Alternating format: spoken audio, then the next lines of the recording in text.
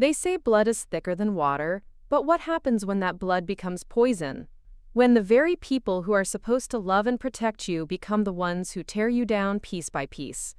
My name is Onalee Morrison, and this is the story of how I learned that sometimes the most toxic people in your life share your DNA, and how I finally found the strength to cut them out like the cancer they were. Before we jump back in, tell us where you're tuning in from, and if this story touches you, make sure you're subscribed, because tomorrow, I've saved something extra special for you. Growing up in the Morrison household meant living in a world where love was conditional, respect was earned through submission, and your worth was measured by how well you served the family's image. I was 23 years old when I finally understood that I had spent my entire life being treated like an unpaid servant in my own home, while my older brother Marcus was treated like royalty simply for existing. The Morrison family lived in a sprawling colonial house on Maple Ridge Drive in the affluent suburb of Westfield Heights. From the outside, we looked like the picture-perfect American family. My father, Richard Morrison, was a successful investment banker who wore $1,000 suits and drove a gleaming black Mercedes. My mother, Patricia Morrison, was a real estate agent who had built her reputation on being the most well-connected woman in town. She knew everyone worth knowing, and made sure everyone knew it. My brother Marcus, 3 years my senior, was supposedly the golden boy who could do no wrong in their eyes. And then there was me, Onalee, the daughter who was expected to be grateful for everything, question nothing, and smile while being stepped on. I remember the exact moment I realized how differently I was treated compared to Marcus. It was a Tuesday morning in October, and I was rushing to get ready for my shift at the local coffee shop where I worked to pay for my college expenses. I had saved up for months to buy myself a decent laptop for school, something I desperately needed for my journalism major. I had finally managed to scrape together $800, money I had earned through countless hours of serving lattes and cleaning tables while juggling a full course load. That morning I came downstairs to find my mother sitting at the kitchen island, writing a check. She looked up at me with that practiced smile she reserved for when she wanted something. "Onalee, sweetheart, I need to borrow some money from you," she said, her tone suggesting this wasn't really a request. "Marcus needs a new transmission for his car, and we're a little short this month." I stared at her, my coffee mug halfway to my lips. "Mom, I've been saving that money for a laptop. I need it for school."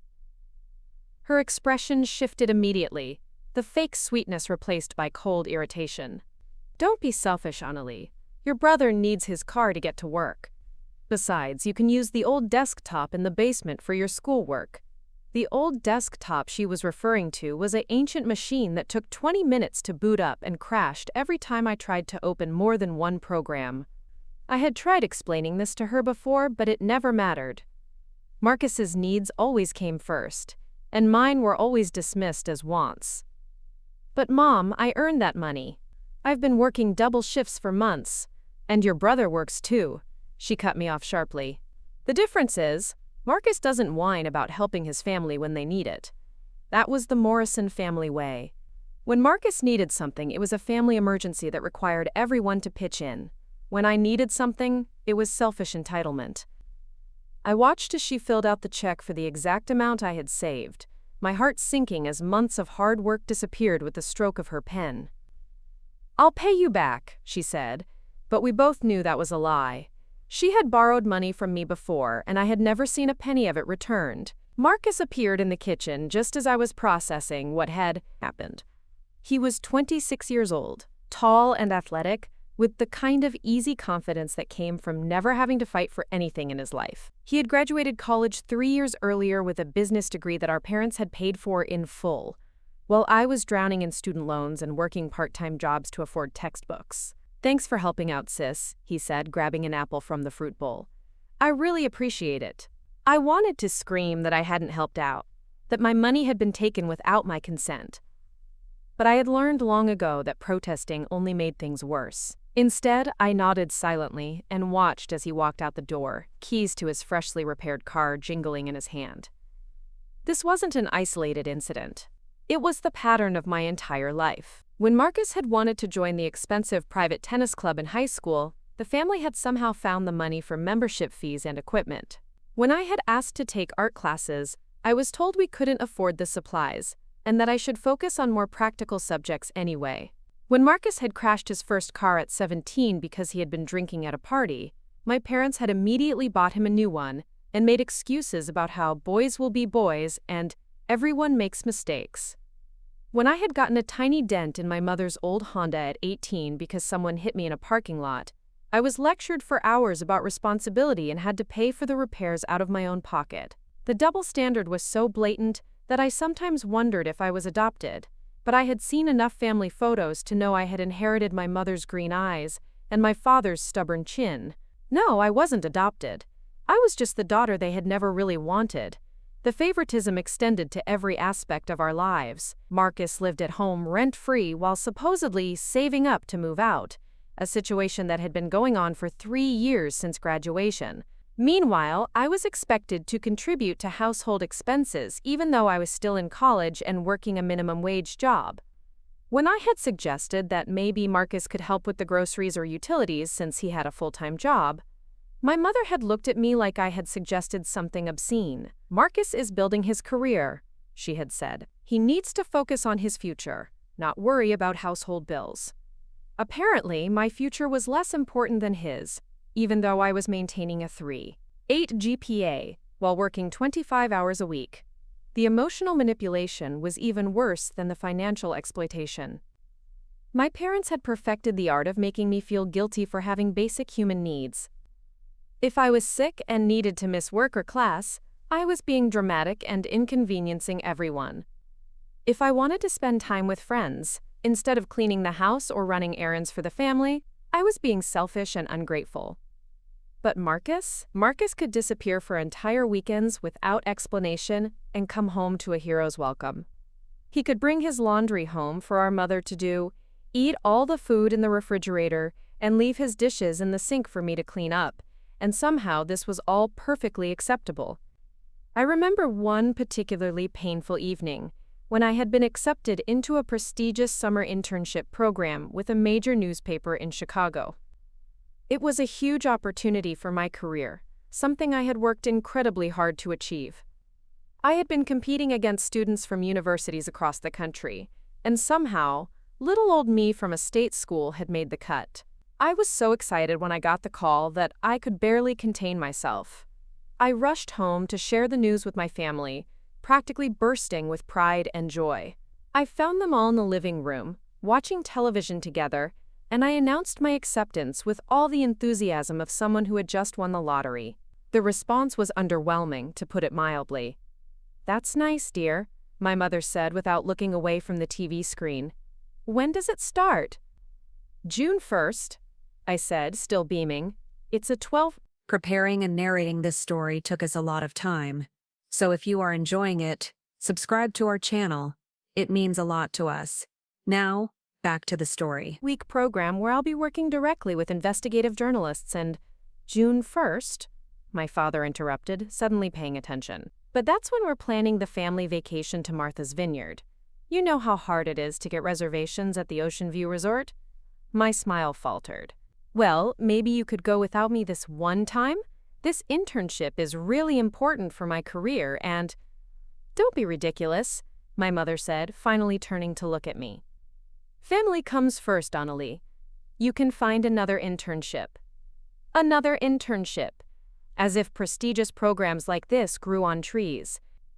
As if 3 years of perfect grades and extracurricular activities meant nothing. As if my dreams and ambitions were just hobbies I could pick up and put down at will. "But Mom, this is a once-in-a-lifetime opportunity," I pleaded. "They only accept 20 students nationwide and we only take one family vacation per year," she said firmly. "Besides, Marcus is finally able to join us this time. His new job gave him the time off, and we want this to be a special family bonding experience." Of course. Marcus's schedule was sacred, but mine was expendable. I looked at my brother, hoping for some support, but he just shrugged and turned back to the television. "Sorry, sis. Family tradition and all that." I stood there in that living room, watching my family dismiss the biggest achievement of my academic career like it was nothing, and I felt something crack inside my chest. It wasn't just disappointment or frustration. It was the slow, dawning realization that I would never matter to these people the way Marcus mattered. I could cure cancer, and they would probably ask me to postpone the Nobel Prize ceremony if it conflicted with one of Marcus's softball games. That night, I called the internship coordinator and tried to explain why I had to decline their offer. The woman on the other end of the phone was clearly confused by my decision, and I could hear the disappointment in her voice as she moved on to the next candidate on their list. I hung up the phone and cried for hours, mourning not just the lost opportunity but the growing certainty that my own family would always be the biggest obstacle to my success. The Martha's Vineyard vacation was exactly as miserable as I had expected. While Marcus was praised for every minor accomplishment and encouraged to share stories about his job, I was relegated to the role of family photographer and designated driver. When I tried to join conversations about career goals or future plans, I was subtly redirected toward topics deemed more appropriate for my station in the family hierarchy. It was on that vacation that I overheard a conversation that changed everything. I had gone back to the hotel room to get sunscreen and found my parents on the balcony, speaking in low voices. They didn't realize I could hear them from just inside the sliding door. "I'm worried about Onalee," my father was saying. "She's been so moody lately, and this whole internship thing was just another example of her being impractical." "She's always been the difficult one," my mother replied. "Not like Marcus. He's so easygoing and appreciative of everything we do for him." "Maybe we should encourage her to choose a more realistic career path," my father suggested. "Journalism is so competitive, and she's not exactly... well, she doesn't have Marcus's natural charisma." My mother sighed. "I've been thinking the same thing. Maybe she should consider teaching or nursing. Something more suitable for her personality. Something more suitable for my personality." I stood there in that hotel room, listening to my parents discuss my future like I was a problem to be solved, rather than a daughter to be supported. They weren't concerned about my happiness or my dreams. They were concerned about the inconvenience of having a daughter who refused to stay in her designated box. That was the moment I realized that no matter what I achieved, no matter how hard I worked or how successful I became, I would always be the backup child in their eyes. The one they tolerated but never celebrated. The one whose dreams were expendable and whose feelings didn't matter. But it wasn't just the big moments that revealed the dysfunction in our family dynamic. It was the daily accumulation of small cruelties and casual dismissals that slowly wore down my sense of self-worth. It was coming home from a grueling day of classes and work to find that Marcus had eaten all the leftovers I had been saving for dinner, and when I mentioned it, being told I was making a big deal out of nothing.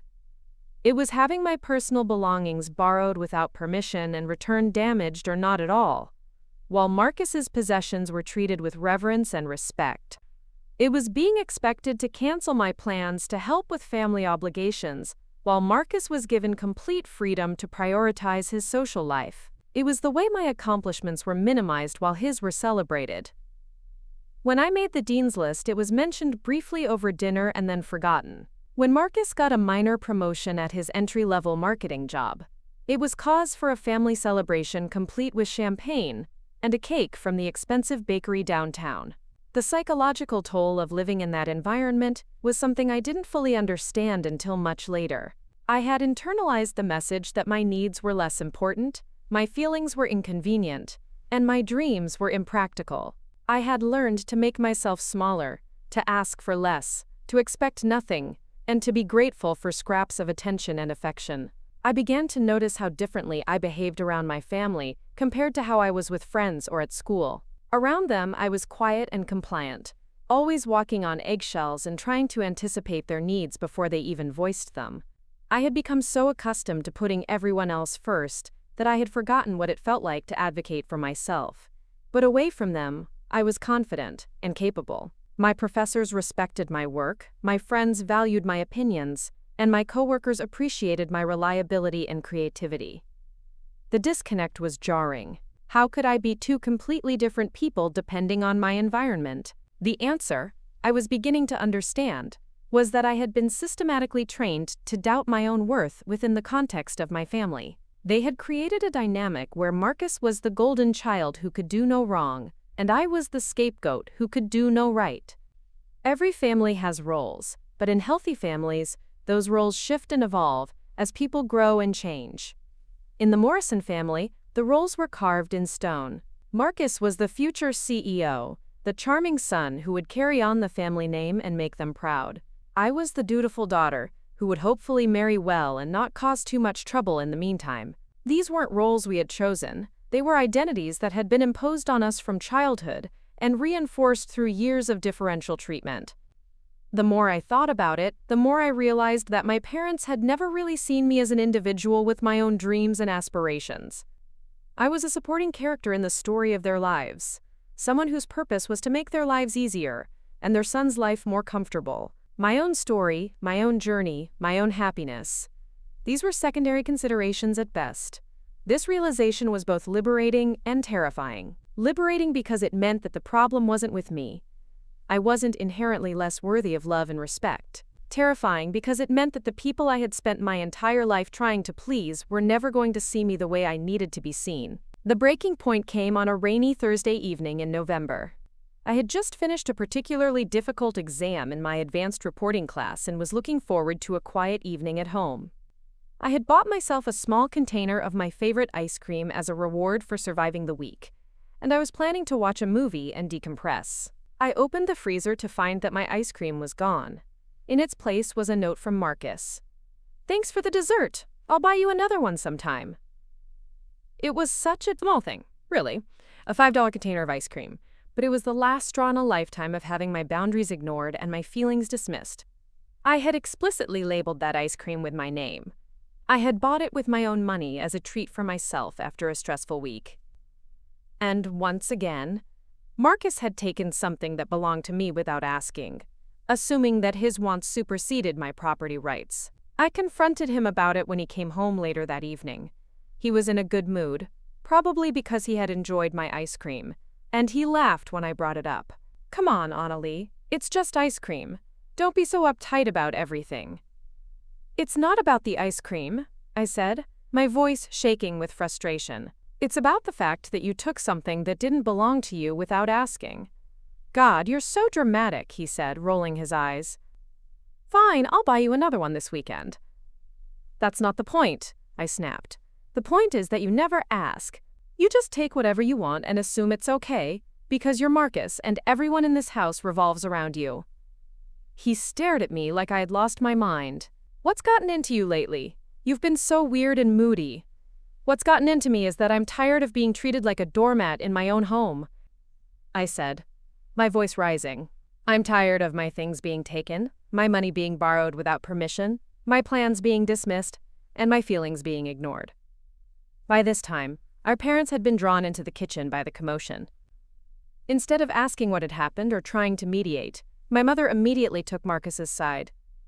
"Onalee, lower your voice," she said sternly.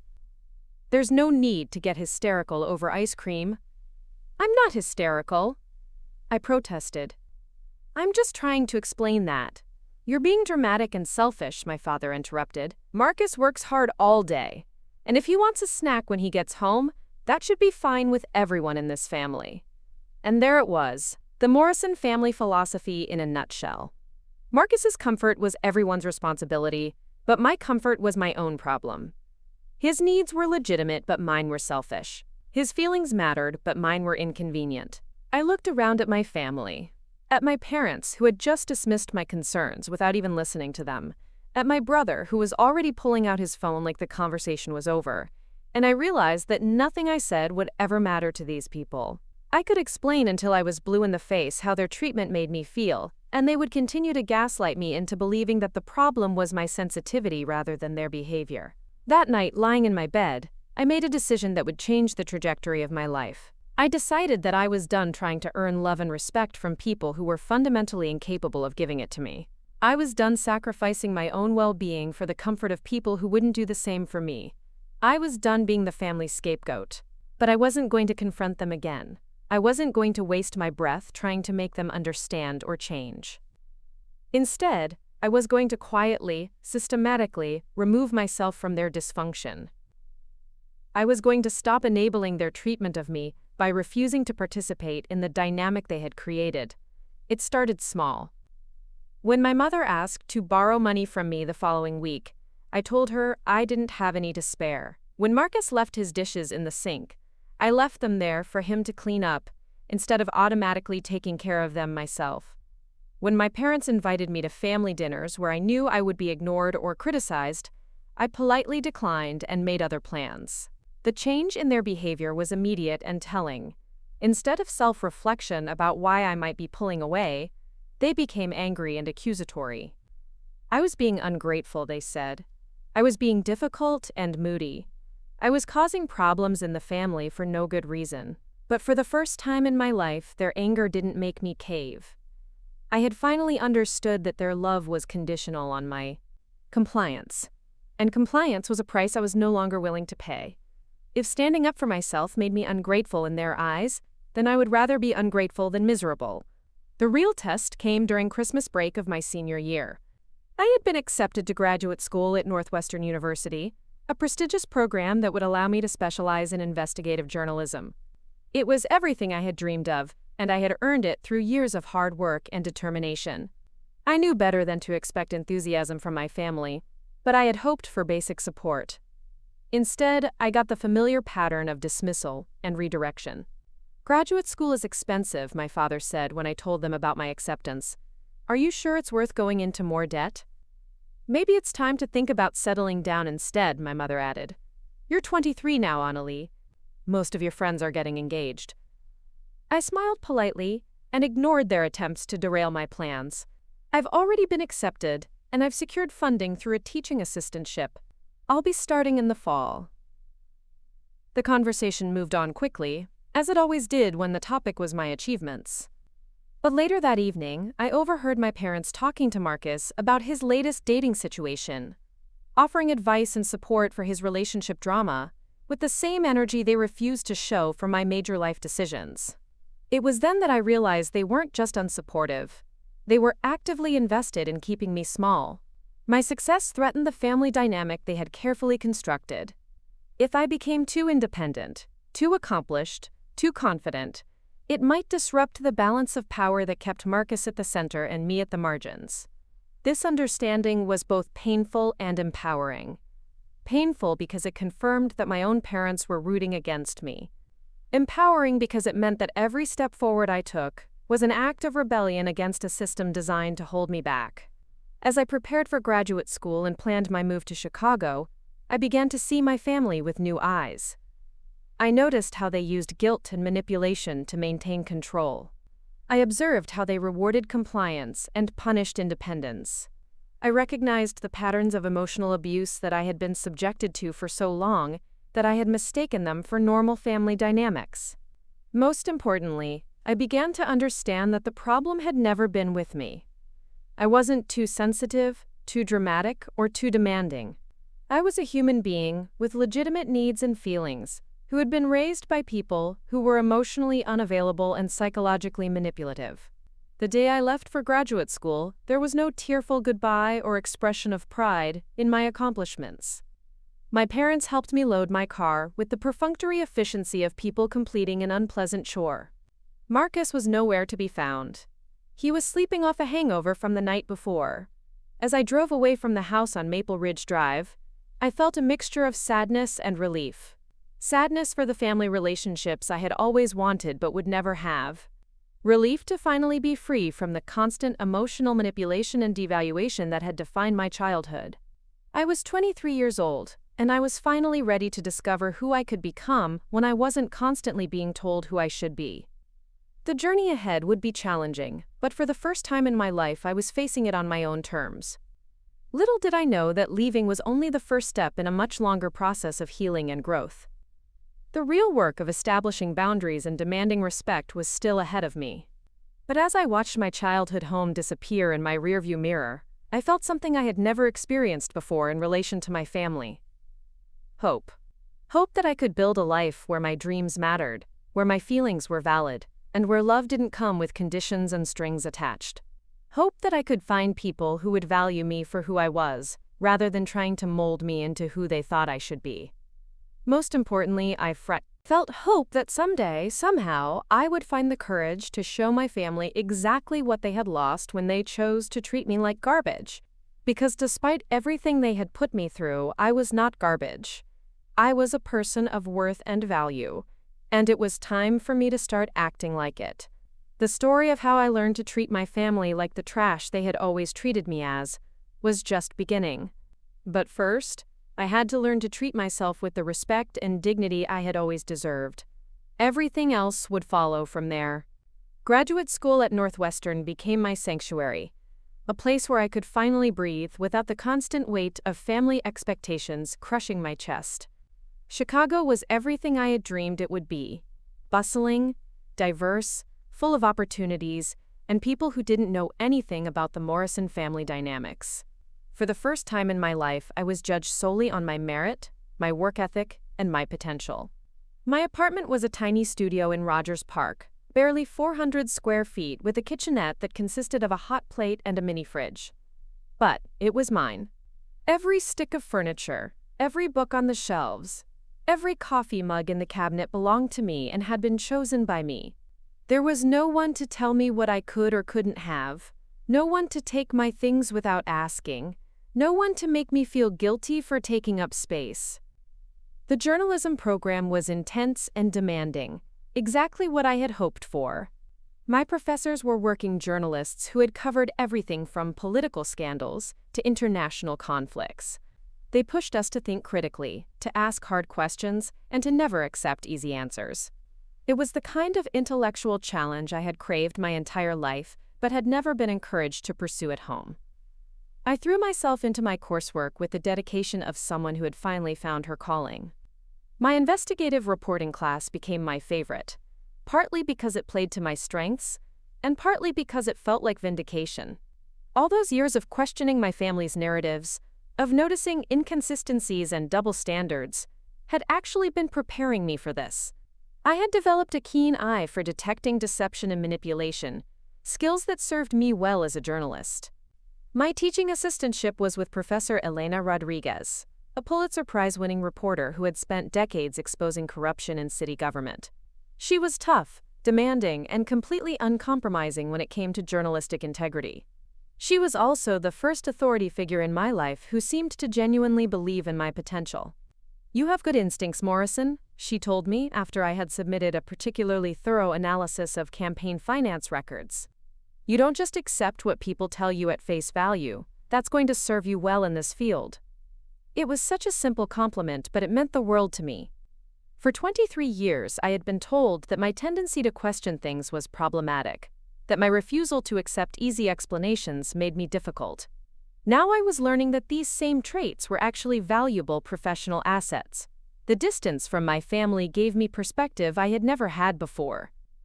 Without the daily barrage of criticism and dismissal, I began to see myself more clearly. I realized that I was actually quite capable and intelligent, that my work was respected by my peers and professors, and that my opinions had value. It was like emerging from a fog that had obscured my vision for my entire life. But the newfound clarity also brought pain. The more I understood about healthy relationships and normal family dynamics through my friendships and academic work, the more I realized how abnormal my upbringing had been. I began to see patterns of emotional abuse and manipulation that I had previously dismissed as normal family friction. I started seeing a therapist at the University Counseling Center. Dr. Sarah Chen was a soft-spoken woman in her 40s who specialized in family trauma and dysfunction. Initially, I had gone because I was having trouble sleeping and dealing with anxiety, but our sessions quickly evolved into a deeper exploration of my family relationships. "Tell me about a typical family dinner when you were growing up," she asked during one of our early sessions.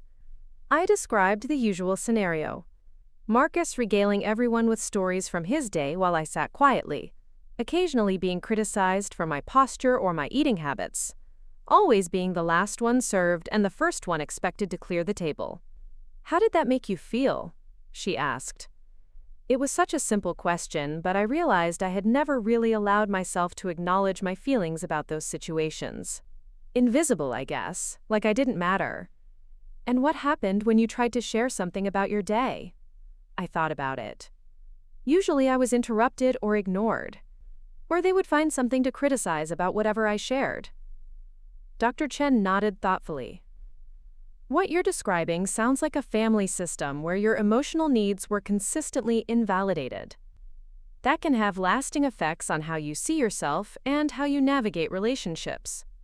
Over the course of many sessions, she helped me understand concepts like gaslighting, scapegoating, and emotional neglect. She explained how children in dysfunctional families often develop coping mechanisms that serve them in childhood but become problematic in adulthood. My people-pleasing tendencies, my reluctance to assert myself, my habit of minimizing my own needs, these were all survival strategies I had developed to cope with an emotionally hostile environment. The most painful revelation was understanding that my parents' treatment of me had been a choice. I had spent years believing that if I could just be better, smarter, more helpful, more compliant, they would love me the way they loved Marcus. But Dr. Chen helped me see that their favoritism wasn't based on anything I had done or failed to do. It was about their own issues, their own limitations, their own inability to love unconditionally. Healthy parents don't pit their children against each other, she explained. They don't make love conditional on performance or compliance. What you experienced was emotional abuse, and it wasn't your fault. Hearing those words, emotional abuse, was both validating and devastating. Validating because it confirmed that my pain was real and justified. Devastating because it meant accepting that the people who were supposed to protect and nurture me had actually been harming me for years.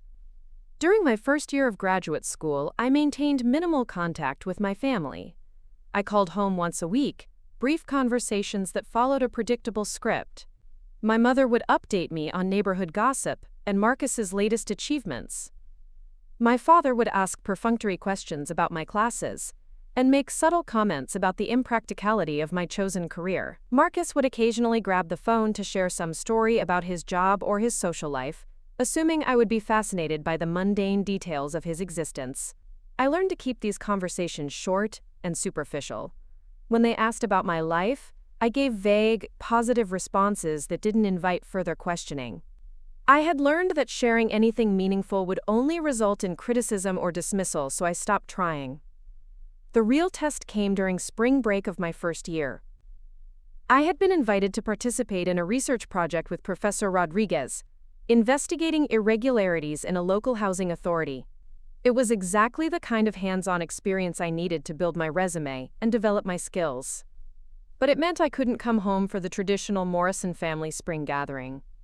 When I called to explain, my mother's response was immediate and predictable. "Onalee, you can't miss spring break. It's a family tradition, and your Aunt Margaret is flying in from Portland specifically to see everyone. She'll be so disappointed if you're not here." Aunt Margaret was my mother's sister, a kind woman who had always been nice to me, but whom I saw maybe once a year. The idea that she would be devastated by my absence was obviously manufactured guilt, but the old me would have caved immediately. Instead, I took a deep breath and stood my ground. "I understand that you're disappointed, but this research opportunity is really important for my career. I hope everyone has a wonderful time." The silence on the other end of the line stretched long enough that I wondered if the call had been dropped. Finally, my mother spoke, her voice cold with disapproval. "I don't understand why you've become so selfish since you moved away. This family has always supported your dreams, and this is how you repay us?" The irony of that statement was almost breathtaking. This family had never supported my dreams. They had actively discouraged them at every opportunity. But pointing that out would only lead to an argument I couldn't win, so I simply repeated my position. "I'm sorry you feel that way, but I won't be able to make it home this time." After I hung up, my hands were shaking. It was the first time I had directly defied their expectations, without backing down or offering elaborate justifications. It felt terrifying and exhilarating at the same time. The research project turned out to be one of the most rewarding experiences of my academic career. Working alongside Professor Rodriguez, I learned how to dig through public records, interview sources, and piece together complex narratives from seemingly unrelated information. We uncovered a pattern of kickbacks and fraud that resulted in several arrests and significant policy changes. More importantly, I proved to myself that I was capable of making decisions based on my own priorities rather than my family's expectations. The guilt and anxiety I had felt about missing spring break faded as I became absorbed in work that felt meaningful and important. When I did go home for a brief visit that summer, the atmosphere was noticeably different. My parents were polite but distant, treating me like a guest rather than a family member. Marcus seemed genuinely confused by my absence during spring break, as if he couldn't comprehend why anyone would choose work over family time. The fact that he had skipped numerous family events over the years without consequence was apparently irrelevant. "You've changed," my mother said on my last day home, and it wasn't meant as a compliment. She was right, though. I had changed. I was more confident, more self-assured, more willing to advocate for myself.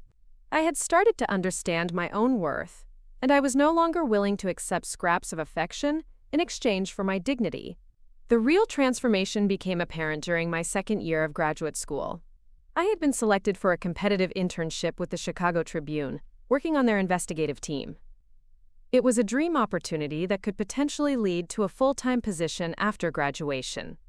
I was proud of myself for earning such a prestigious placement, and for the first time in my life, I felt genuinely excited to share good news with my family. I called home on a Sunday evening, when I knew everyone would be gathered for dinner. My mother answered, and I could hear the familiar sounds of family conversation in the background. "Mom, I have some exciting news," I said, unable to contain my enthusiasm. "I've been selected for an internship with the Chicago Tribune. It's incredibly competitive, and they only take 4 students per year." There was a pause, and I could hear her covering the phone to share the news with the rest of the family. When she came back on the line, her tone was neutral. "That's nice, dear. Will you be able to come home for Christmas this year?" Nice. That was it. No congratulations, no pride in my accomplishment, no curiosity about what the internship would involve. Just a redirect to whether my professional success would interfere with family plans. I felt the familiar sting of disappointment, but this time it was accompanied by something new: anger. Not the helpless rage of childhood, but the clear, focused anger of an adult who finally understood that she deserved better. "Actually, I might have to work through part of the holiday season," I said, though I hadn't yet discussed the schedule with my supervisor. "This internship is really important for my career." "Well, I hope you can make time for your family," she said, the guilt tripping as automatic as breathing. "Christmas won't be the same without everyone here." Christmas wouldn't be the same, as if my presence had ever been particularly valued or celebrated during previous holidays. As if I hadn't spent every Christmas morning watching Marcus open expensive gifts, while I received practical items like socks and school supplies. After we hung up, I sat in my apartment feeling a mixture of sadness and liberation. Sadness because I was finally accepting that my family would never be the source of validation and support I had always craved. Liberation because that acceptance freed me from the exhausting cycle of hope and disappointment that had defined our relationship. I threw myself into the Tribune internship with everything I had. My supervisor, Janet Walsh, was a veteran investigative reporter who had been covering corruption and fraud for over 20 years. She was tough and demanding, but she was also generous with her knowledge and genuinely invested in helping me develop my skills. "You've got something special, Morrison," she told me, after I had successfully tracked down a difficult source for a story we were working on. "You're persistent without being pushy, and you have a natural instinct for finding the truth. Don't let anyone convince you that this field isn't for you." Her words meant more to me than she could have known. For the first time in my life, I was receiving the kind of professional mentorship and encouragement I had always needed but never gotten from my family. The story we were working on involved a city councilman who had been steering contracts to companies owned by his relatives.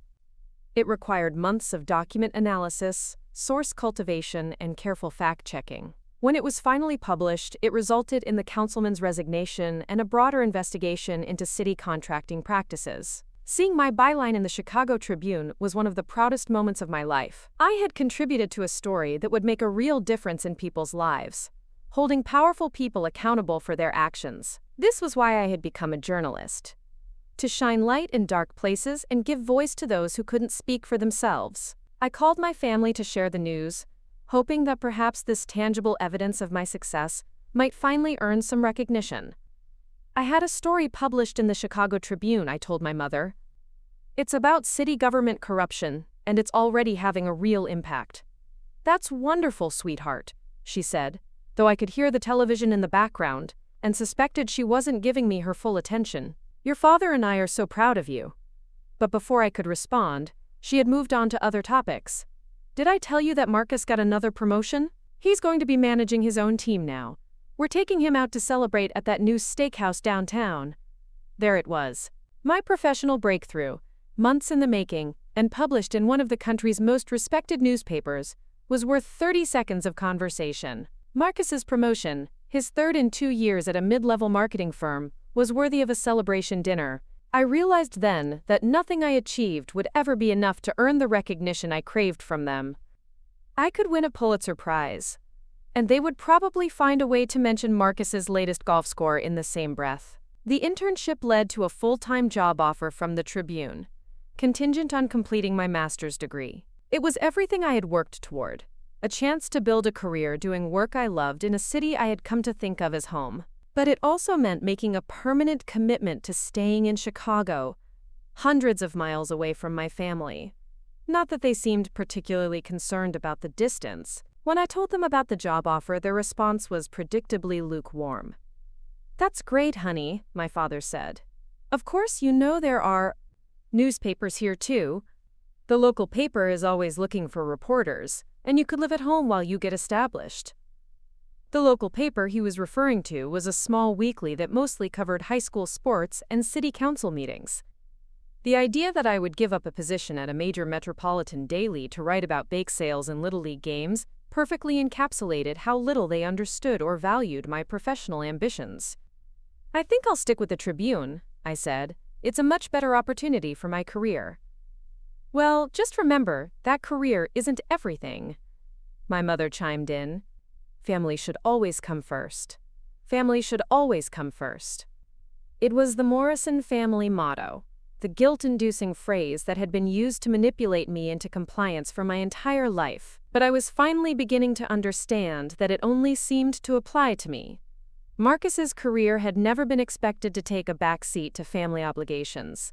His geographic preferences, his social life, his personal goals, these had always been treated as valid and important. Only my ambitions were expected to be sacrificed on the altar of family loyalty.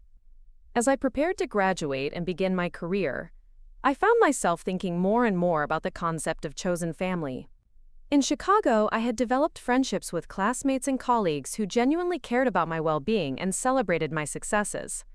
I had mentors who invested in my professional development and believed in my potential. I had built a community of people who valued me for who I was, not who they thought I should be. These relationships felt more like family than anything I had ever experienced with my biological relatives. They were based on mutual respect, genuine affection, and shared values rather than obligation and manipulation. Meanwhile, my actual family seemed increasingly irrelevant to my daily life. Weeks would go by without any meaningful contact, and when we did speak, the conversations felt hollow and performative. They would ask about my life in the generic way people ask about the weather, not because they were genuinely interested, but because it was expected social behavior. The final straw came during my graduation ceremony. I had worked incredibly hard to earn my master's degree while managing a full-time internship and maintaining a 3.9 GPA. It was a significant achievement that represented years of dedication and sacrifice. I had sent my family the invitation months in advance, hoping they might attend the ceremony. It would have meant the world to me to see them in the audience, finally witnessing one of my accomplishments firsthand. 3 days before graduation, my mother called with an apology. "Sweetheart, I'm so sorry, but we won't be able to make it to your graduation. Marcus has a work conference that weekend, and we promised we'd watch his apartment and take care of his cat while he's away." Marcus had a cat that needed watching. A cat that couldn't be left alone for 2 days with an automatic feeder and extra water. This was apparently more important than attending their daughter's graduate school commencement. "Couldn't someone else watch the cat?" I asked, though I already knew the answer. Well, Marcus specifically asked us, and you know how much that cat means to him. Besides, graduations are all the same, aren't they? We've seen you graduate before. They had seen me graduate before from high school, where I had been valedictorian and received a full scholarship to college. A ceremony they had attended but spent most of complaining about the length and the uncomfortable seating. I hung up the phone and sat in my apartment, staring at the wall. This was it. This was the moment I finally accepted that my family would never prioritize me the way they prioritized Marcus, would never celebrate my achievements the way they celebrated his, would never love me the way I deserved to be loved. But instead of the crushing disappointment I had felt so many times before, I felt something else entirely. I felt free. Free from the exhausting cycle of hope and heartbreak. Free from the need to prove my worth to people who had decided long ago that I didn't matter. Free from the obligation to maintain relationships that only caused me pain. On graduation day, I sat in the audience surrounded by my chosen family. Professor Rodriguez, Janet Walsh from the Tribune, my classmates Sarah and Michael, and Dr. Chen, who had helped me understand so much about myself and my relationships. When my name was called and I walked across that stage to receive my diploma, they cheered louder than any blood relatives ever had. After the ceremony, we went to dinner at a small Italian restaurant where Professor Rodriguez gave a toast that brought tears to my eyes. To Onalee Morrison, she said, raising her glass, who has shown us all what it means to pursue your dreams with integrity and determination. Your family is lucky to have you, and journalism is lucky to have you. If only the first part of that statement were true, I thought, but I was beginning to realize that their loss of me was far greater than my loss of them. That night, I made a decision that would change everything. I decided to stop trying to maintain relationships with people who consistently demonstrated that they didn't value me. I decided to stop accepting crumbs of affection from people who should have been offering me unconditional love. I decided to stop being grateful for the bare minimum of human decency. Most importantly, I decided to start treating myself with the respect and consideration I had always deserved. If my biological family couldn't see my worth, that was their failing, not mine. The next phase of my journey was about to begin, and for the first time in my life, I was approaching it with complete confidence in my own value and judgment. I had spent 25 years trying to earn love from people who were incapable of giving it. Now I was going to focus on building a life with people who appreciated what I had to offer. The real reckoning with my family was still to come, but I was no longer the insecure, approval-seeking girl who had left home 2 years earlier. I was a confident, accomplished woman who finally understood that some relationships aren't worth saving, even when they share your DNA. Especially when they share your DNA. The first year at the Chicago Tribune flew by in a whirlwind of deadlines, investigative leads, and the intoxicating rush of real journalism. I was assigned to the Metro desk initially, covering everything from city budget meetings to neighborhood crime stories. It wasn't glamorous work, but it was honest work, and every article one wrote felt like a small victory against the voice in my head that still occasionally whispered that I wasn't good enough. My apartment had evolved from a sparse studio into something that actually felt like home. I had invested in real furniture, hung artwork on the walls, and filled the shelves with books I had chosen because I wanted to read them, not because they were assigned or approved by someone else. It was a small space, but it was entirely mine, and that made it feel like a palace. I had been largely successful in maintaining distance from my family, keeping our interactions limited to brief phone calls and obligatory holiday cards. The guilt that had once consumed me whenever I thought about disappointing them had faded into something more like indifference. I was too busy building a life I actually enjoyed to spend much time mourning relationships that had never really existed in any meaningful way. But family has a way of intruding, even when you're trying to keep them at arm's length. It started with a phone call on a Tuesday evening in October. I was working late at the office, following up on sources for a story about questionable hiring practices in the Parks Department, when my phone rang. My mother's name appeared on the screen, which was unusual. She typically called on Sunday afternoons, and never during what she knew were my work hours. "Onalee, thank goodness you answered," she said, her voice tight with what sounded like panic. I need you to come home immediately. There's been a family emergency. My first thought was that someone had died. Despite everything, the prospect of losing a family member before we had a chance to resolve our issues filled me with unexpected dread. What happened? Is everyone okay? It's Marcus, she said, and I could hear her taking a shaky breath. He's been arrested. Arrested. I felt a strange mixture of concern and curiosity. Marcus had always been the golden child, who could do no wrong, the one whose mistakes were explained away and whose failures were minimized. What could he possibly have done to get arrested? Arrested for what? There was a long pause before she answered. Embezzlement, from his company. They're saying he stole over $200,000. I sat back in my chair, trying to process this information. Marcus, who had always been held up as the responsible one, the successful one, the one who made good decisions, had apparently been stealing money from his employer. The irony was almost overwhelming. Onalee, are you there? My mother's voice cut through my thoughts. Yes, I'm here. I'm just processing. When did this happen? He was arrested this morning at work. It's been on the local news all day. Your father and I are beside ourselves. We need you to come home and help us figure out what to do. Help them figure out what to do. After years of being excluded from major family decisions, of having my input dismissed and my opinions ignored, they suddenly needed my help when their precious son had gotten himself into serious legal trouble. Mom, I'm sorry this happened, but I don't understand what you think I can do. I'm not a lawyer, and I live 300 miles away. You work for a newspaper, she said, as if that explained everything. You must know people who can help with this kind of situation. And we need the whole family together during this crisis. The whole family.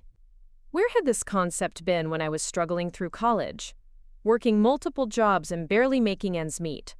Where was the family unity when I was dealing with anxiety and depression, largely caused by their treatment of me?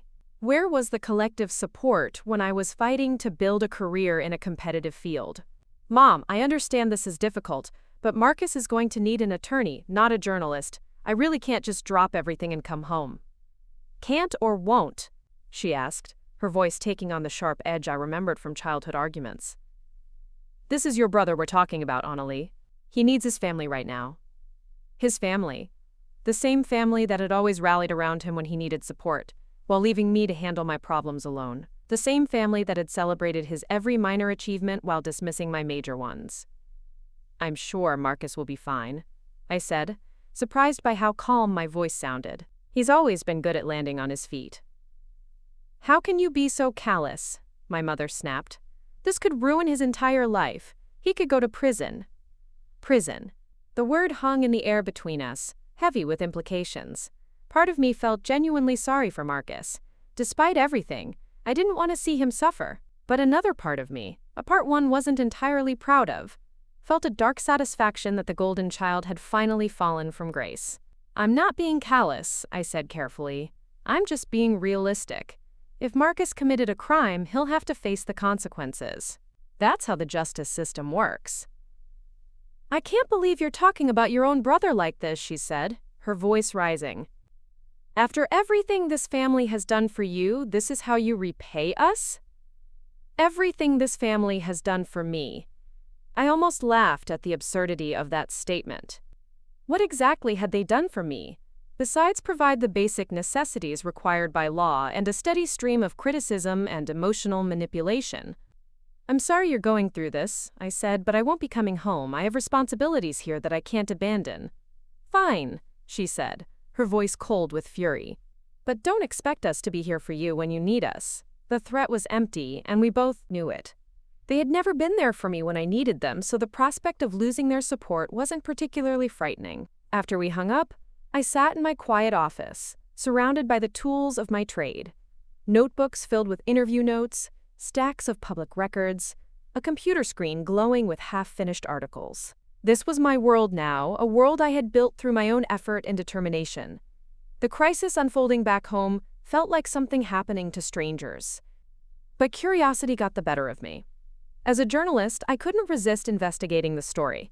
I spent the next hour searching online for news coverage of Marcus's arrest. The local paper had run a brief article with the basic facts. Marcus Morrison, 29, marketing manager at Henderson & Associates, arrested on charges of embezzling $237,000 over an 18-month period. He had been released on bail pending trial. The article was straightforward and factual, but I could read between the lines. This wasn't a case of creative accounting or a misunderstanding about expense reports. This was systematic theft over an extended period, the kind of crime that suggested deliberate intent rather than a momentary lapse in judgment. I found myself wondering how long Marcus had been stealing, how he had justified it to himself, how he had managed to hide it from auditors for so long. Most of all, I wondered how my parents were going to explain this to their social circle. The Morrison family reputation, which had always been so important to them, was about to take a serious hit. Over the next few days, my mother called repeatedly, each conversation following the same pattern. She would update me on Marcus's legal situation, express shock and disbelief that he could have done such a thing, and then guilt me for not coming home to provide emotional support. Each time, I politely declined to get involved and changed the subject. The third call was different. This time, it was my father on the phone, his voice carrying the weight of someone who had aged years in a matter of days. "Onalee, I'm calling to ask you to reconsider coming home," he said without preamble. "Your mother is having a very difficult time dealing with this situation, and I think it would help if the whole family were together." My father had never been one for emotional appeals, preferring to operate through logic and reason. The fact that he was calling me directly, rather than having my mother handle family communications, suggested that the situation was worse than I had initially understood. "Dad, I'm sorry Mom is struggling, but I don't see how my presence would improve anything. Marcus is the one who needs support right now, not me." "That's just it," he said, his voice dropping to almost a whisper. "We don't know how to support him through this. We don't understand how he could have done something like this. We've given him everything, provided every opportunity, and this is how he repays us." The irony was almost breathtaking. My parents, who had spent decades making excuses for Marcus's behavior and minimizing his mistakes, were suddenly confronted with a situation they couldn't explain away or rationalize. The golden child had revealed himself to be deeply flawed, and they had no framework for processing that reality. "Dad, people make their own choices," I said gently. "You can't blame yourselves for Marcus's decisions." "But we must have done something wrong," he said, and I could hear the genuine anguish in his voice. "Good families don't produce criminals. Good families." I thought about all the ways our family had failed to be good over the years, the favoritism, the emotional manipulation, the toxic dynamics that had poisoned our relationships. But those failures had never seemed to concern them when I was the one suffering from their effects. "Marcus isn't a reflection of your parenting," I said, though I wondered if that was entirely true. "He's an adult who made adult decisions. You can't control what he does." "Will you at least think about coming home?" my father asked. "Just for a few days? Your mother really needs to see that the family is still intact." The family is still intact. What a strange way to phrase it. As if my physical presence could somehow undo the damage that Marcus's actions had caused to their carefully constructed image of family harmony. "I'll think about it," I said, though I had no intention of going home. But the calls kept coming. My mother, my father, even Marcus himself called from his lawyer's office to ask for my support. Each conversation revealed more about the depth of the crisis and the family's complete inability to cope with having their perfect son exposed as a criminal. The turning point came when my mother called to tell me that they had hired a public relations consultant to help manage the family's image during the trial. "We need to present a united front," she explained. "The consultant says it will look better if the whole family appears supportive. She thinks it might help with Marcus's sentencing if the judge sees that he has family backing him up." A public relations consultant. They were treating Marcus's criminal trial like a marketing campaign, focused more on managing appearances than addressing the underlying issues that had led to his downfall. "Mom, this isn't a publicity problem," I said, unable to keep the exasperation out of my voice. "This is a legal problem. Marcus stole money from his employer. No amount of family support is going to change that fact." "You don't understand," she said, her voice taking on the desperate edge I was becoming familiar with. "This could destroy everything we've worked for. Our reputation in the community, your father's business relationships, our standing at the country club. People are already talking." There it was. The real concern wasn't Marcus's well-being or the harm he had caused to his victims. The real concern was how his actions reflected on them, how it would affect their social status and their carefully cultivated image as a successful, respectable family. "Maybe people should talk," I said. "Maybe Marcus should face the consequences of his actions without his family running interference." "I can't believe you're being so heartless," she said. "This is your brother we're talking about." "Yes, it is. My brother who stole nearly $250,000 from his employer. My brother who violated the trust of people who believed in him. My brother who apparently thought the rules didn't apply to him because he's always been told he's special." The silence on the other end of the line stretched for so long that I thought she had hung up. When she finally spoke, her voice was ice cold. "If you're not going to help your family, then don't bother calling us anymore. We'll handle this crisis without you, just like we've handled everything else. Just like they had handled everything else." The statement was meant to make me feel guilty, but instead it clarified something I had been struggling to understand. They had never needed me before, and they didn't really need me now. What they wanted was my participation in their public relations campaign, my willingness to play the role of the supportive sister who believed in Marcus's innocence. "That's probably for the best," I said quietly. "Good luck with everything." After I hung up, I felt a strange sense of relief. The pretense was finally over. We could stop acting like we had a functional family relationship and acknowledge what had always been true. I was the expendable child, useful only when they needed something from me, dismissed when I failed to provide it. The trial, when it finally began 6 months later, was a media sensation in my hometown. I followed the coverage from Chicago, reading the court reports with the professional detachment of a journalist rather than the emotional investment of a family member. The evidence against Marcus was overwhelming. Financial records showed a clear pattern of theft, with money transferred from client accounts to personal accounts he had established under fake names. What struck me most about the coverage was how my parents had managed the situation. They attended every day of the trial, sitting in the front row behind the defense table, presenting themselves as the grieving parents of a son who had lost his way. My mother gave interviews to local media, tearfully explaining how shocked and heartbroken the family was by Marcus's actions. "We raised him to be honest and responsible," she told one reporter. "We can't understand how this happened, but we're standing by him because that's what families do. That's what families do." I wondered if she remembered saying those words when I thought about all the times she had failed to stand by me. All the occasions when family loyalty had apparently been less important than her convenience or comfort. The trial lasted 3 weeks. Marcus was found guilty on all counts and sentenced to 4 years in federal prison, with the possibility of parole after 2 years. He was also ordered to pay full restitution to his former employer, money that my parents would undoubtedly provide, since Marcus had spent most of what he stole on luxury items and gambling. I felt no satisfaction in his conviction, but I also felt no particular sadness. He had committed crimes and was being held accountable for them. It was how the system was supposed to work, even when the criminal happened to share your DNA. The aftermath of the trial brought an unexpected development. About a month after Marcus had been sent to prison, I received a call from my Aunt Margaret, my mother's sister who lived in Portland. We had always had a cordial relationship, though we rarely spoke except during family gatherings. "Onalee, I wanted to call and check on you," she said. "I know this situation with Marcus has been difficult for the whole family." "I'm doing fine, Aunt Margaret. It's been hard to watch from a distance, but I'm managing.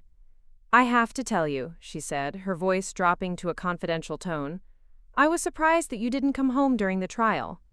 Your mother made it sound like you had abandoned the family during their time of need. I wasn't surprised that my mother had painted my absence in the worst possible light, but I was curious about what Aunt Margaret really thought about the situation." "I didn't think my presence would have made any difference," I said carefully. "Marcus had made his choices, and he needed to face the consequences." "Well, I have to say, I think you made the right decision," she said, surprising me. "I love your parents, but they've always had a blind spot when it came to Marcus. Maybe if they had held him accountable for his smaller mistakes over the years, he wouldn't have escalated to something like this. It was the first time anyone in my extended family had acknowledged the favoritism that had shaped our family dynamics. I felt a wave of validation that was almost overwhelming. "Thank you for saying that," I said. "It's been hard feeling like the bad guy for not dropping everything to come home." "You're not the bad guy," she said firmly. "You're a successful, independent woman who refused to enable destructive behavior. I'm proud of you for standing your ground." Proud of me. Two simple words that I had never heard from my immediate family, spoken by an aunt who barely knew me but could see the situation more clearly than the people who had raised me. The conversation with Aunt Margaret sparked something in me that I hadn't expected. Anger. Not the helpless, frustrated anger of childhood, but the righteous anger of an adult who finally understood the full scope of how she had been mistreated. I began to think about all the times I had been expected to sacrifice my own needs for Marcus's benefit. All the money that had been borrowed from me and never repaid. All the opportunities I had missed because they conflicted with family obligations. All the achievements that had been minimized while his were celebrated. Most of all, I thought about the pattern of emotional abuse that had been disguised as normal family dynamics. The gaslighting, the guilt tripping, the constant message that my feelings and needs were less important than maintaining family harmony. For the first time in my life, I allowed myself to fully feel the rage that I had been suppressing for years. It was a clean, clarifying emotion that burned away the last vestiges of guilt and self-doubt that had kept me tethered to their dysfunction. I made a decision that would have been unthinkable just a year earlier. I decided to write about my family. Not for publication, initially, but for my own understanding. I began documenting the patterns of favoritism and emotional manipulation that had defined my childhood. I wrote about the financial exploitation, the double standards, the systematic undermining of my self-worth.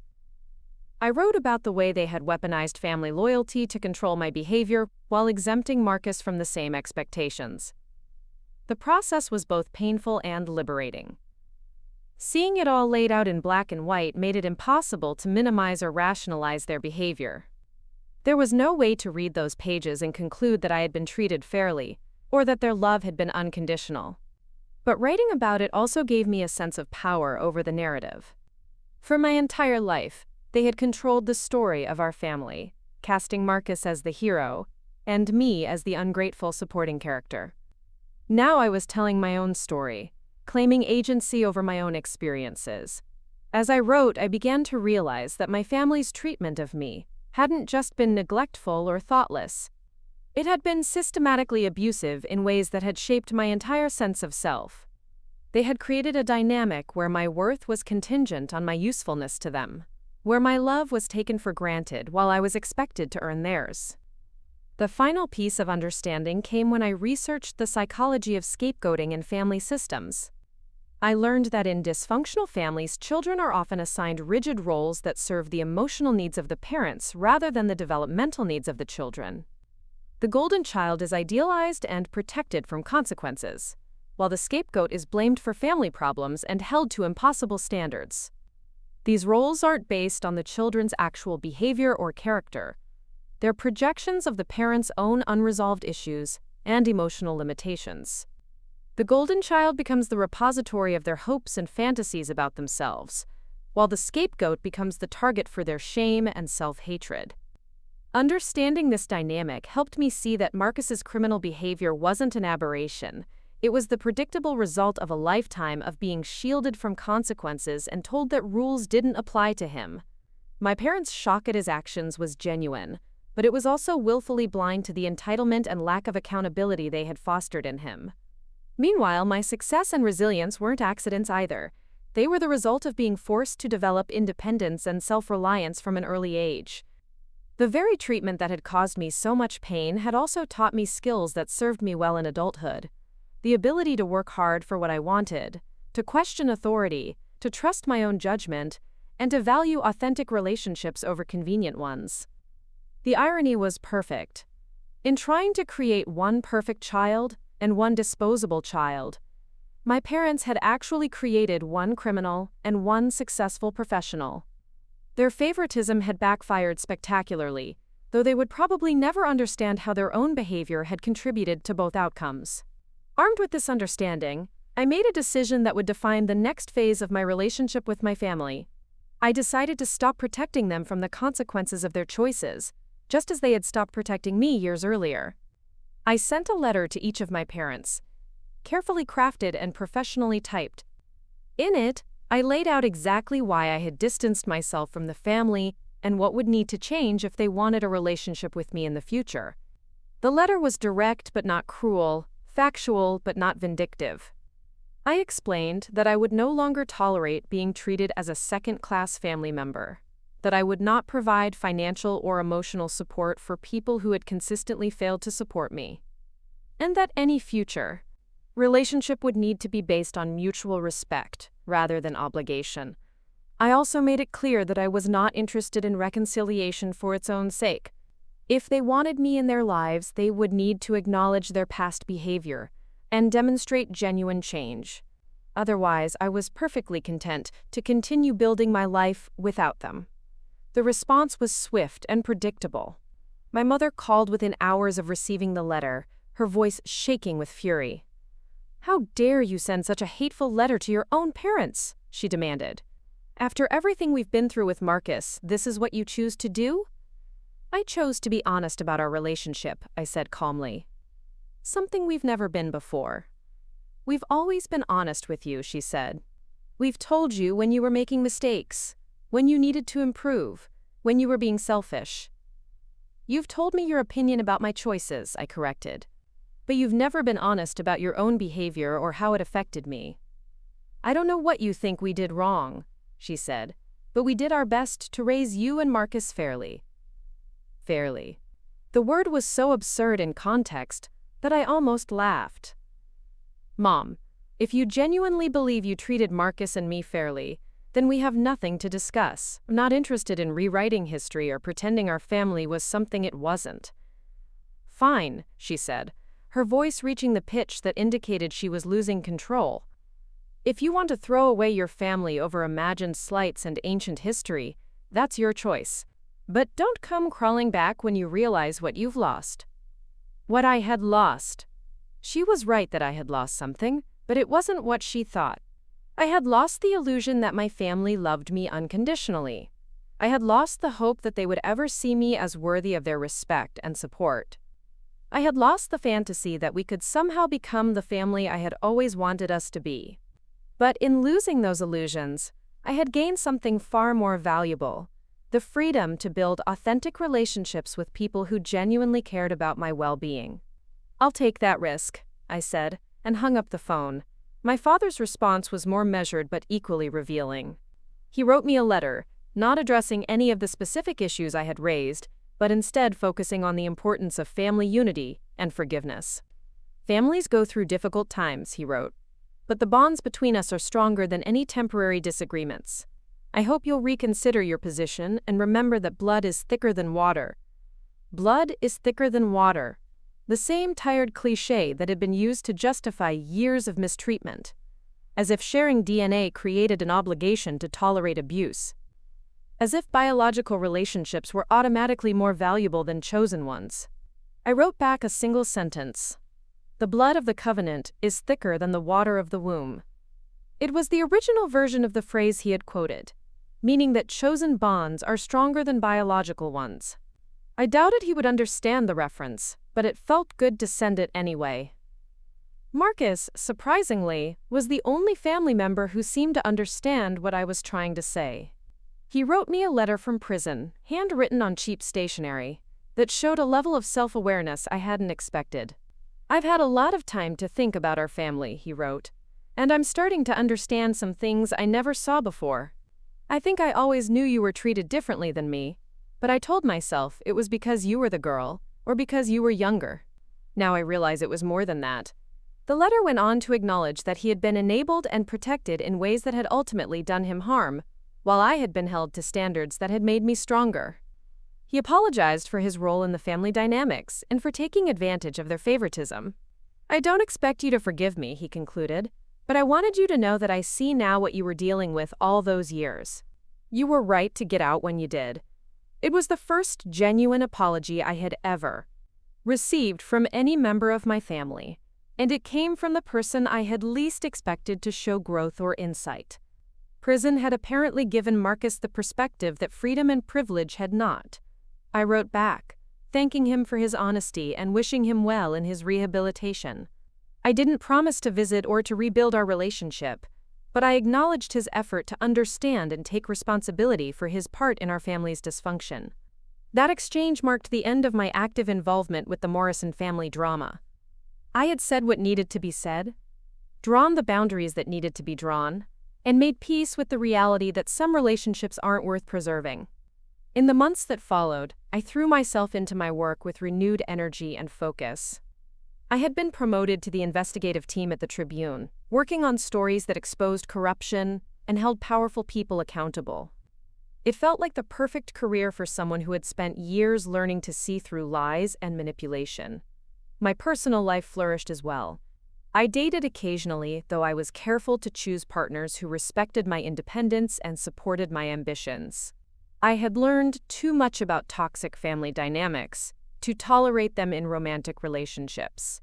I built deep friendships with colleagues and neighbors, creating the kind of chosen family that actually functioned the way families were supposed to. We celebrated each other's successes, supported each other through challenges, and treated each other with the respect and consideration that should be the foundation of all relationships.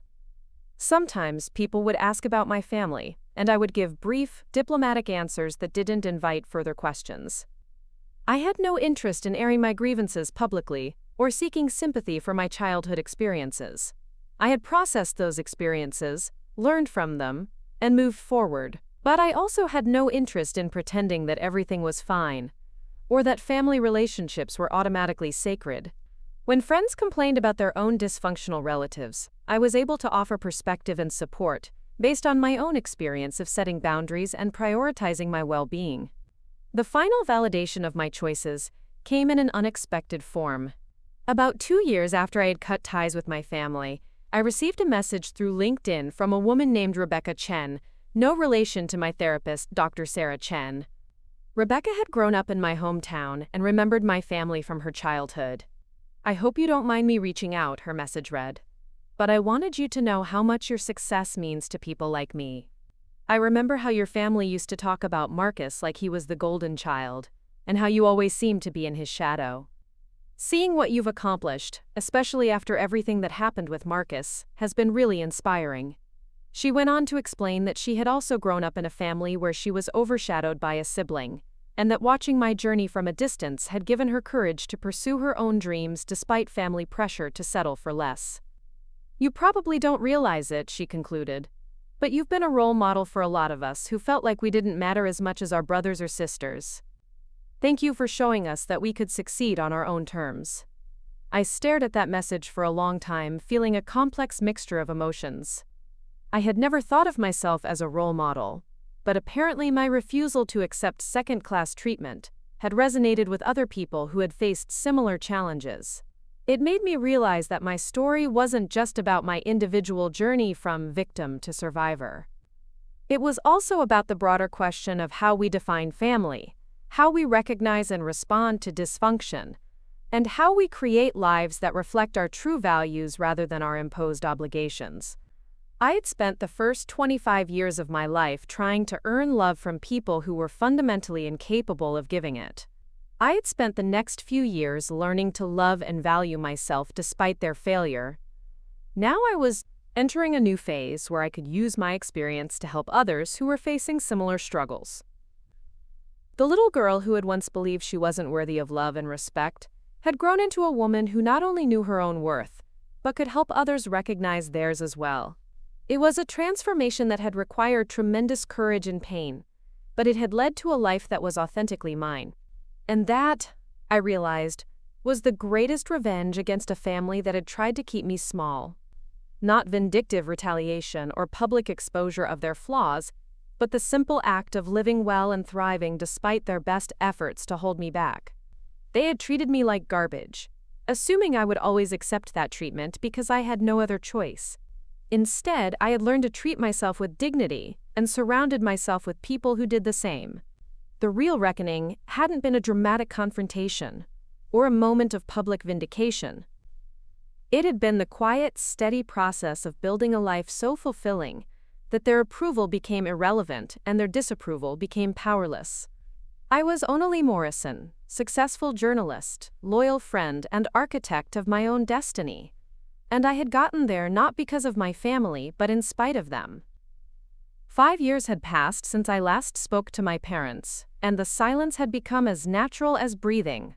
My life in Chicago had expanded in ways I never could have imagined when I first arrived as a scared graduate student, desperate to escape the suffocating expectations of home. At 30 years old, I had become exactly the person I was meant to be, unencumbered by the limiting beliefs others had tried to impose on me. The Chicago Tribune had become more than just my workplace. It was the launching pad for a career that had exceeded even my most ambitious dreams. I had been promoted to senior investigative reporter, leading a team that had broken several major corruption stories. Our exposé on fraudulent contracts in the city's transportation department had resulted in criminal charges against 3 officials and saved taxpayers millions of dollars. The series on predatory lending practices targeting elderly residents had led to new consumer protection laws and earned our team a regional journalism award. But it was the investigation into abuse at state-funded care facilities that had truly defined my professional identity. The story took 8 months to research and verify, requiring dozens of interviews with whistleblowing employees, families of victims, and careful analysis of financial records and inspection reports. The series ran for 6 consecutive days, each article revealing new layers of systematic neglect and cover-ups that went all the way to the state level. The impact was immediate and profound. Within weeks of publication, the state launched a comprehensive review of all licensed facilities, several administrators were criminally charged, and new oversight regulations were implemented. Most importantly, vulnerable residents were moved to safer environments, and their families finally had answers about the treatment their loved ones had endured. The story also caught the attention of national media outlets. I was invited to appear on several news programs to discuss investigative journalism and the importance of holding institutions accountable. Standing in those television studios, articulating complex issues with confidence and authority, I sometimes thought about the young woman who had once been told that journalism was too competitive and that she should consider more suitable career options. My personal apartment had evolved into something that actually reflected my personality and achievements. The walls were covered with framed articles I had written, awards from journalism organizations, and photographs from my travels to conferences and speaking engagements. My bookshelves contained volumes on investigative techniques, political biographies, and literary fiction that I read purely for pleasure. It was a space that belonged entirely to me, curated by my choices and reflecting my interests. But the most significant change in my life had nothing to do with professional success or material possessions. It was the deep sense of peace that came from finally understanding my own worth and refusing to compromise it for anyone else's comfort. This inner transformation became most apparent when I started dating someone seriously for the first time since college. His name was David Chen, a fellow journalist who worked for Chicago Public Radio. We had met at a press conference about municipal budget issues and discovered we shared not only professional interests, but also similar experiences of challenging family dynamics. David had grown up in a family that had expected him to become a doctor or engineer, prestigious careers that would reflect well on their immigrant success story. His decision to pursue journalism had been met with disappointment and constant pressure to reconsider. Unlike my situation, his family's disapproval came from love and concern rather than favoritism and neglect. But we both understood what it meant to disappoint people whose approval we had once desperately sought. Our relationship developed slowly and deliberately, built on mutual respect and shared values rather than convenience or loneliness. David appreciated my independence and ambition, never suggesting that my career should take a backseat to our relationship. When I had to travel for stories or work late on deadlines, he was supportive rather than resentful.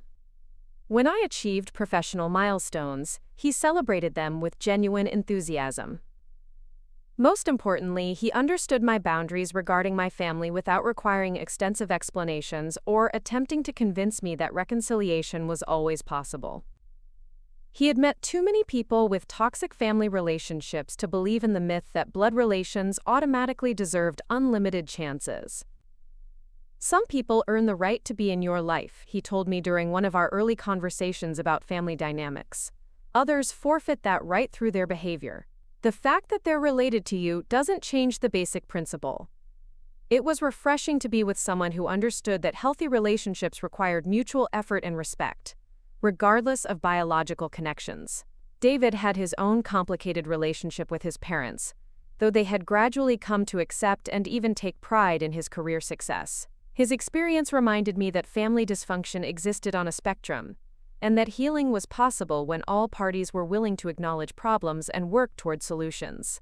But not all families were capable of that kind of growth, and I had made peace with the reality that mine was not. The unexpected test of my emotional stability came through a phone call from Aunt Margaret on a cold February morning. I was working at my desk, reviewing documents for an upcoming story about environmental violations by a major manufacturing company, when my phone rang with her familiar Oregon number. "Onalee, I'm sorry to call you at work," she said, her voice carrying a weight that immediately put me on alert. "But I wanted you to hear this from family rather than through other channels." My first thought was that someone had died, and despite everything, I felt a flutter of anxiety about which family member might be gone, and how I would process the loss of someone I had loved despite their flaws. "What's happened?" I asked, setting aside my documents and giving her my full attention. "Your father had a heart attack 3 days ago," she said gently. "He's in intensive care at Westfield General Hospital. It was touch and go for a while, but the doctors say he's stabilized now." I sat quietly for a moment, trying to sort through my emotions. Concern for his health warred with old resentments and the protective distance I had carefully maintained. He was still my father, despite everything, and the prospect of losing him felt significant, even though our relationship had been damaged beyond repair. "How serious is it?" I asked. "Serious enough that they weren't sure he would make it through the first night," Margaret said. "He had emergency bypass surgery, and he's going to need extensive rehabilitation if he recovers fully. Your mother is beside herself, of course." Of course she was. For all their faults, my parents had been genuinely devoted to each other, united in their dysfunction even when they were divided on everything else. The prospect of losing her partner and facing the world alone would be terrifying for someone who had built her entire identity around her family relationships. "I'm sorry to hear he's going through this," I said, and I meant it. Whatever anger I felt toward him, I didn't wish physical suffering on anyone. "Onalee," Margaret said carefully, "I know things have been strained between you and your parents, but I wanted to ask if you might consider coming home. I think it would mean a lot to your mother to see you during this difficult time." There it was, the familiar request dressed up as concern for others, but really asking me to abandon my boundaries for the comfort of people who had never respected them. The fact that it was coming from Margaret, whom I respected, made it more difficult to dismiss outright. "I appreciate you letting me know," I said, "but I don't think my presence would be helpful.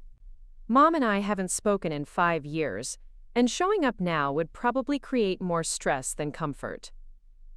"She asks about you sometimes," Margaret said softly. "I think she misses you more than she would admit." Missing me. The concept was almost laughable. What my mother missed wasn't me as a person, but rather the idea of having all her children gathered around during a crisis. The appearance of family unity that my presence would provide.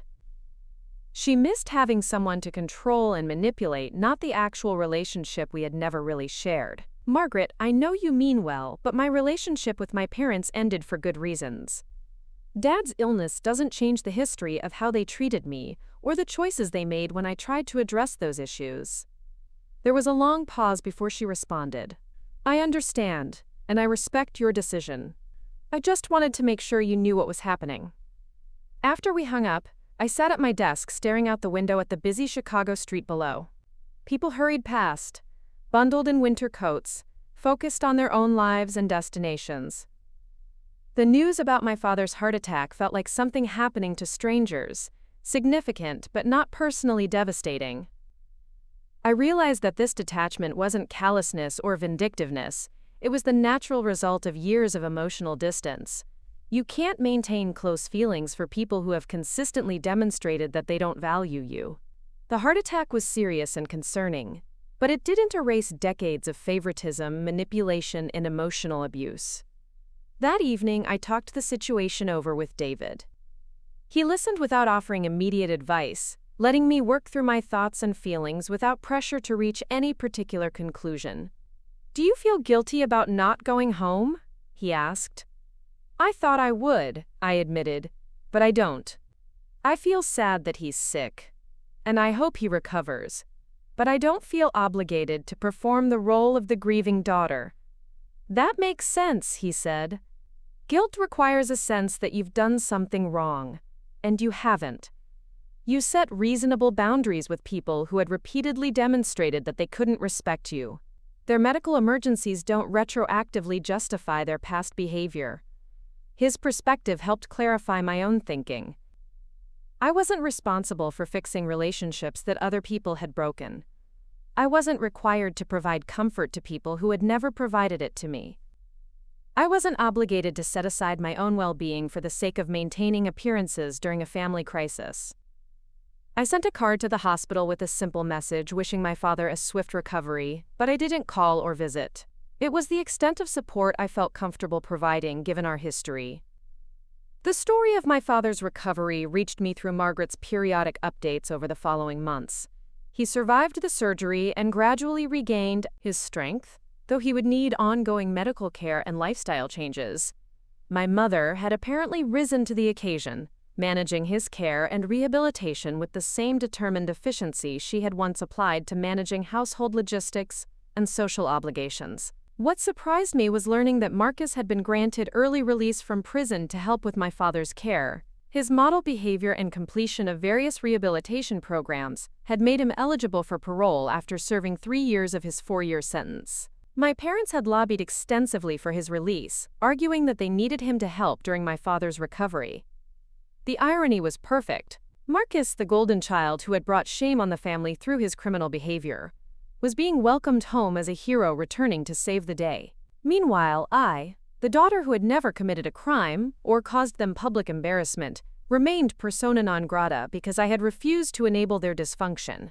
But instead of feeling bitter about this latest example of their skewed priorities, I felt something closer to amusement. Their inability to see the contradiction in their treatment of their children was so complete that it had become almost comical. They were like characters in a play, trapped by their inability to step outside their assigned roles and see the absurdity of their own behavior. The real validation of my choices came through my work and the relationships I had built in Chicago. The environmental investigation I had been working on, when Margaret called, culminated in a series that exposed decades of illegal dumping by Morrison Chemical Corporation, a company that, despite sharing my family name, had no connection to my relatives. The series resulted in criminal charges against company executives and a massive cleanup effort funded by the corporation.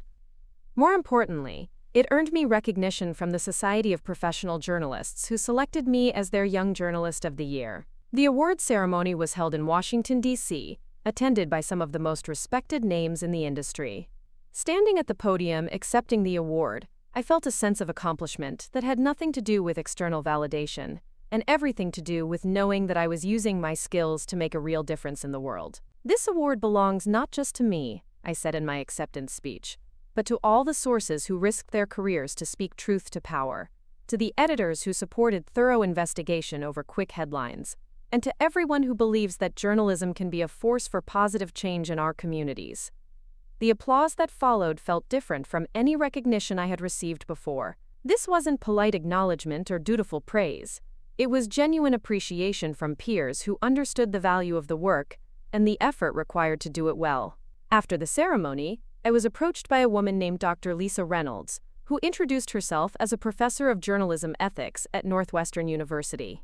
She had followed my career since graduate school and wanted to discuss a potential opportunity. "We're developing a new program focused on investigative journalism and social impact," she explained.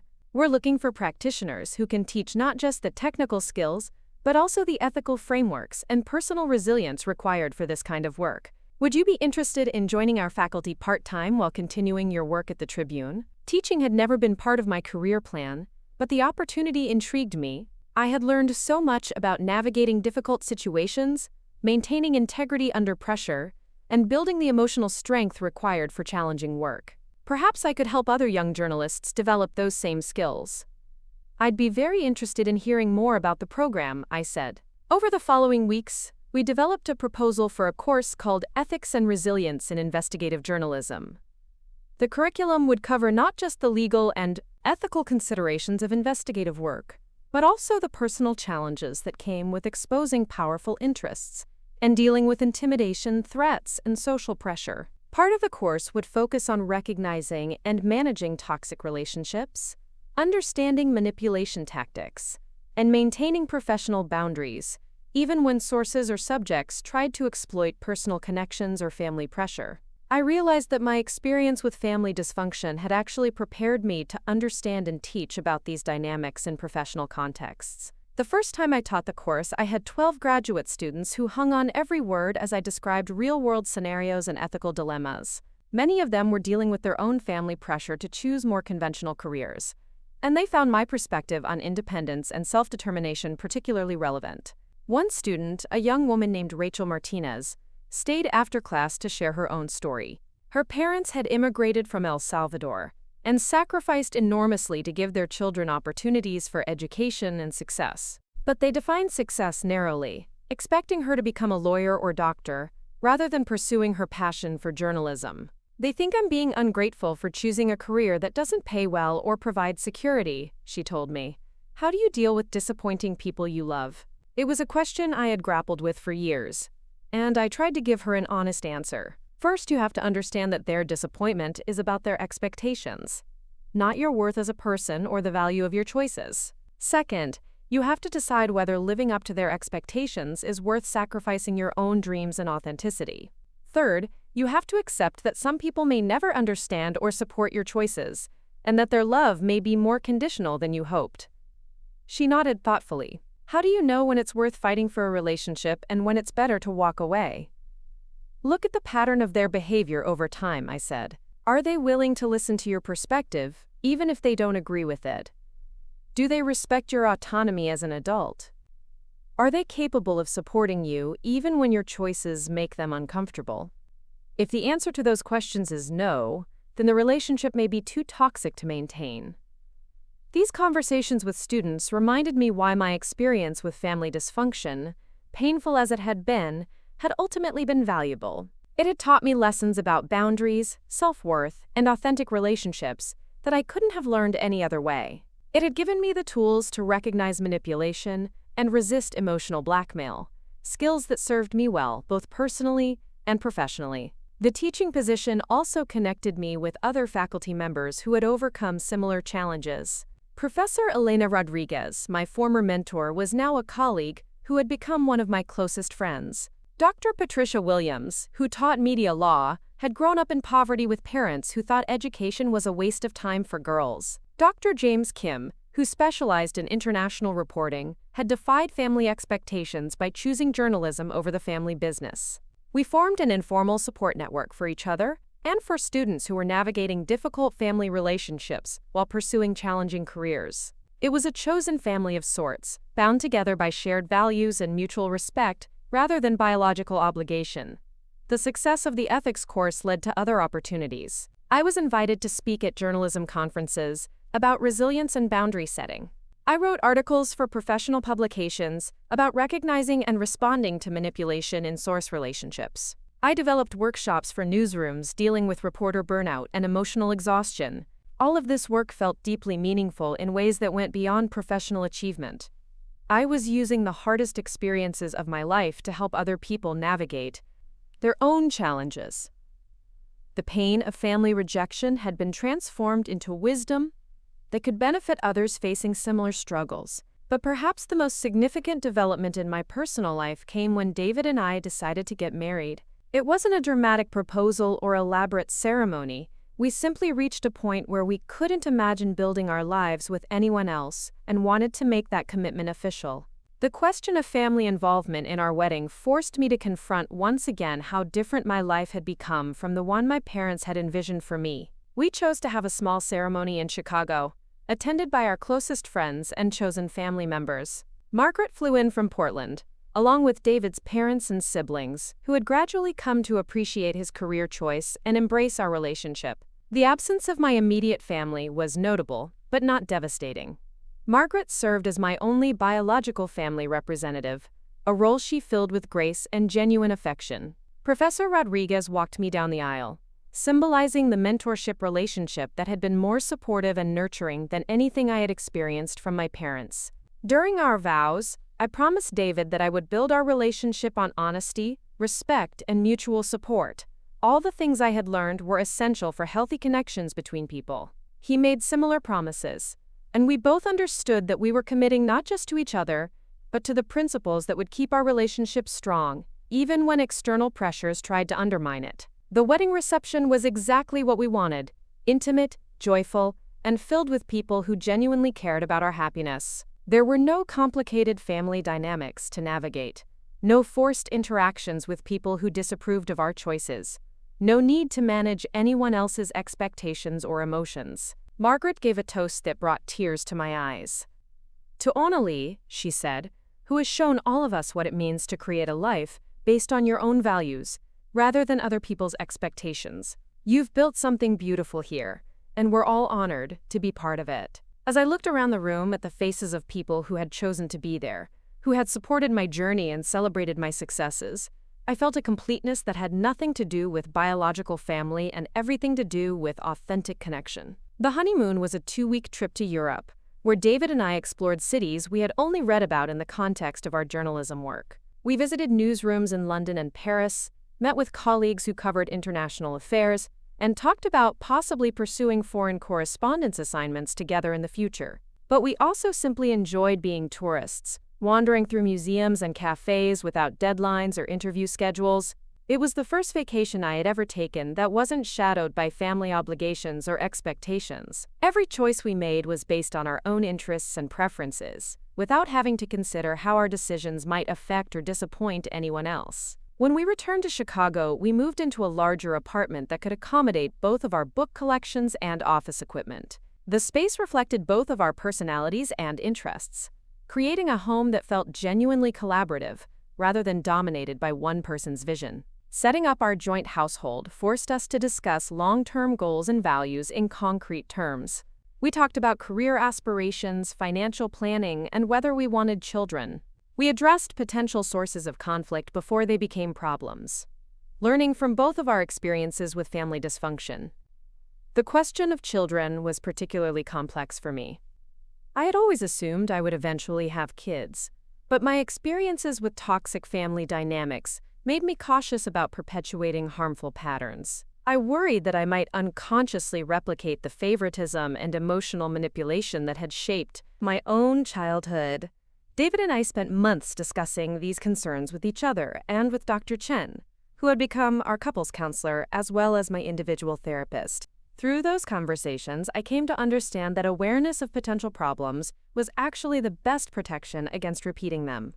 The parents who cause the most damage are usually the ones who never examine their own behavior or question their assumptions, Dr. Chen explained. The fact that you're thinking critically about these issues suggests that you would be very different from your own parents.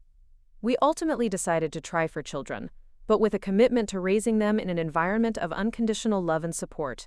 We would celebrate their individual achievements without comparing them to each other. We would encourage their interests and ambitions, even if they differed from our own expectations. We would model healthy conflict resolution and emotional communication. Most importantly, we would never use guilt, manipulation, or favoritism to control their behavior or maintain our own sense of importance. Our first child, a daughter we named Elena after my mentor, was born 2 years after our wedding. Holding her in the hospital room, surrounded by David and Margaret and Professor Rodriguez, I felt a love more pure and uncomplicated than anything I had experienced before. This child would never wonder whether she was valued as much as her siblings. She would never have to earn love through compliance or performance. She would grow up knowing that her worth was inherent and unconditional, that her dreams mattered, and that her parents would support her journey toward becoming whoever she was meant to be.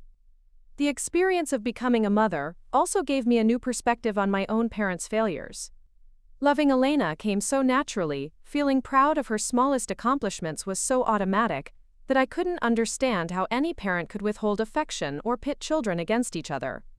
But I also realized that some people simply lacked the emotional capacity for healthy parenting, either because of their own unresolved trauma or because of fundamental character flaws. My parents had failed me, not because I was unworthy of love, but because they were incapable of loving unconditionally. Understanding this distinction was liberating in a way I hadn't expected. It removed the last vestiges of self-doubt about my decisions to distance myself from them. I hadn't lost anything valuable by ending those relationships. I had simply stopped wasting energy on people who couldn't provide what I needed. As Elena grew from infant to toddler, I found myself thinking less and less about my biological family. They had become characters in my origin story rather than active participants in my ongoing life. Their opinions about my choices were irrelevant, their approval unnecessary, their disapproval powerless. I had created exactly the life I wanted, surrounded by people who valued and supported me. I had work that challenged and fulfilled me, relationships based on mutual respect and genuine affection, and a sense of purpose that came from using my skills to make a positive impact on the world. The little girl who had once believed she wasn't worthy of love had grown into a woman who not only knew her own worth, but had created a legacy of that knowledge through her work, her relationships, and now her child. When people asked about my family, I would smile and talk about David, Elena, my colleagues at the university and the Tribune, and the network of friends who had become my chosen family. If they pressed for information about my parents or siblings, I would simply say that we weren't close and change the subject. There was no bitterness in this response, no lingering anger or desire for revenge. There was simply acceptance that some relationships don't work, even when biology suggests they should. I had learned to treat my family the way they had treated me, with polite distance and minimal emotional investment. The IWO. Difference was that my withdrawal from them wasn't cruel or manipulative. It was self-protective and honest. I wasn't trying to punish them or teach them a lesson. I was simply refusing to participate in dynamics that harmed my well-being and prevented me from becoming my best self. In the end, that refusal had led to everything good in my life. By walking away from people who couldn't love me properly, I had made space for people who could. By rejecting conditional affection, I had found unconditional acceptance. By refusing to settle for scraps, I had discovered abundance. The story that had begun with a family that treated me like garbage had evolved into a life where I was treasured by the people who mattered. And that transformation hadn't required their permission, their understanding, or their approval. It had only required my decision to value myself enough to demand better. Up next, you've got 2 more standout stories right on your screen. If this one hit the mark, you won't want to pass these up. Just click and check them out.